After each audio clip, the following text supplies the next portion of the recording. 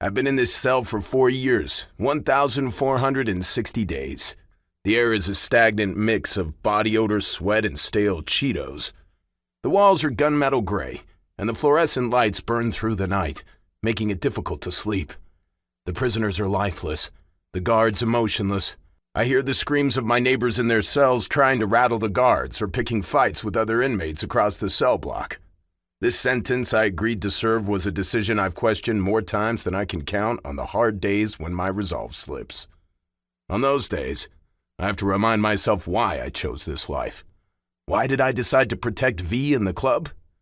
Ginny. She was the light in my darkness during my solitary confinement. V was ready to give herself up to save her and Presley, but I couldn't allow him to do that.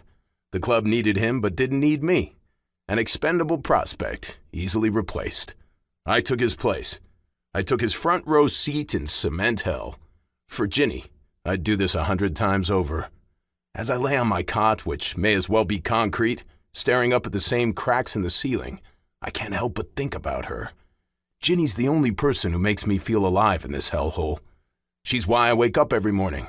The thought of her smile pushes me through the day. But now, as the end of my sentence creeps closer, I can't shake the feeling I might lose her too. 4 years, and not a single word from her. No calls, no letters, only torturous radio silence. Her beautiful face becomes more like a fading memory than reality with each passing day. Has she forgotten about me? Has she moved on? The thought of Ginny with another man makes my blood boil, the anger or resentment I can't move past. Ginny Azzo is mine. My torment, my pain, my resolution. The first time I saw her, I knew she would be trouble. Her dark hair fell in wild waves around her heart-shaped face, and her eyes were the deepest shade of green I'd ever seen. Even then, as a lowly prospect in the club, I knew I wanted her. She'd been scared and on the run from the Zetzas. If my imprisonment hadn't sealed their fate, I would have stayed by her side. My only hope is in my sacrifice. Ginny is truly free. The news from my brothers is sparse when it comes to her, the result of her being placed back into protective custody until the last of the Zetsa bastards were put away. With it, the threat to her as a star witness for the federal case against them. She was the one person who was still alive and could attest to their part in the American skin trade and the trail of bodies in their wake. She was the pin on the grenade that blew the Zetsa operation apart.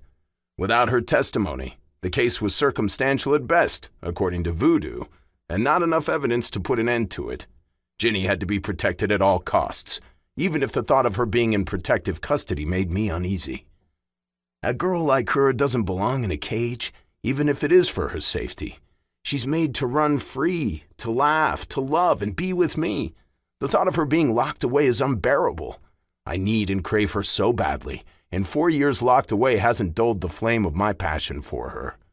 She was vulnerable. So much so that Ginny clung to the first person who cared about her safety who wasn't her brother. She clung to me like I was the only source of air for her lungs,